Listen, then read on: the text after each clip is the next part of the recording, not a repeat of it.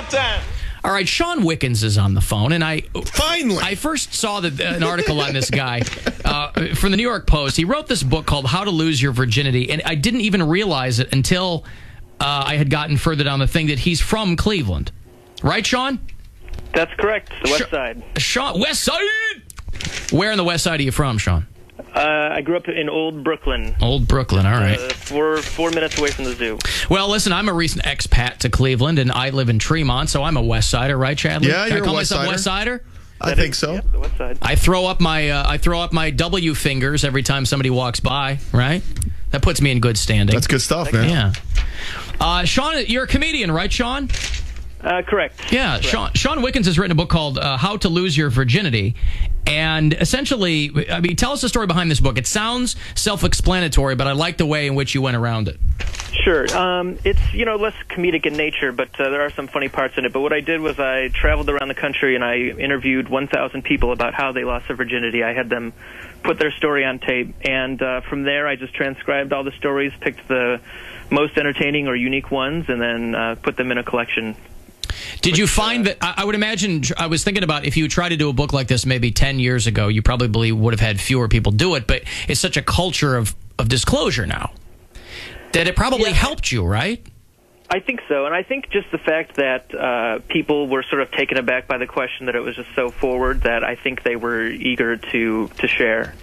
Now, would you confine it to kind of situations in which maybe you knew some people, or would you get to the point where you'd go to total strangers and go, hey, I'm doing this book, tell me about your first time? Yeah, I did start off interviewing a few friends. Actually, the very first interview was a friend of mine named Anne Marie, who still is around Cleveland. She probably doesn't want me to say her name. Yeah. From that, just from interviewing people around Cleveland and hearing that people were willing to share, I just went out, and it was just completely strangers across the country from that point on. Now, do you share your own story in the book?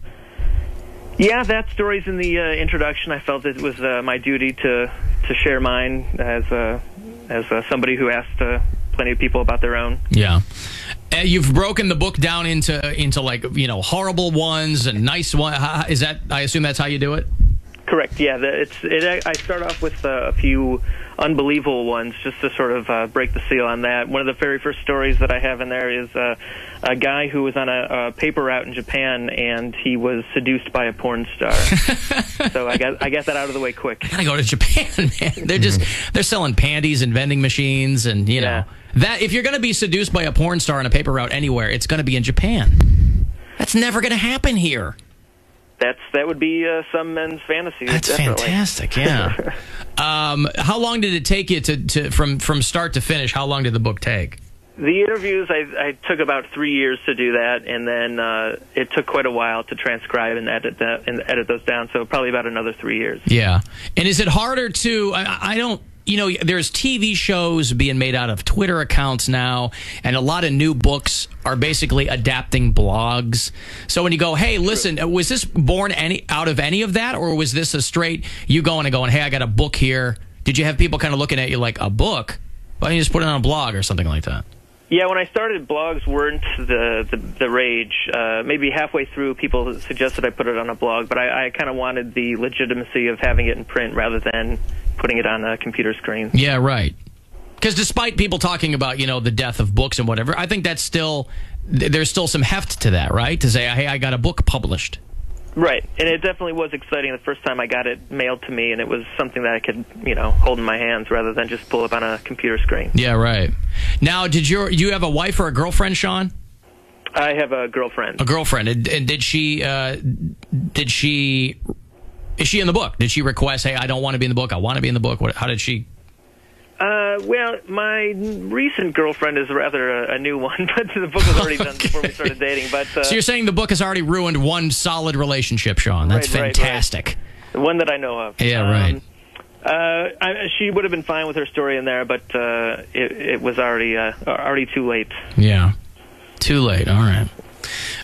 Do you ever? Are you still? You still do comedy? Like, are you on the road at all, or are you kind of just sticking to the book stuff now? Well, I've been doing improv. I perform regularly here in New York, but right now I'm just concentrating on the book for the time being. Well, listen, man.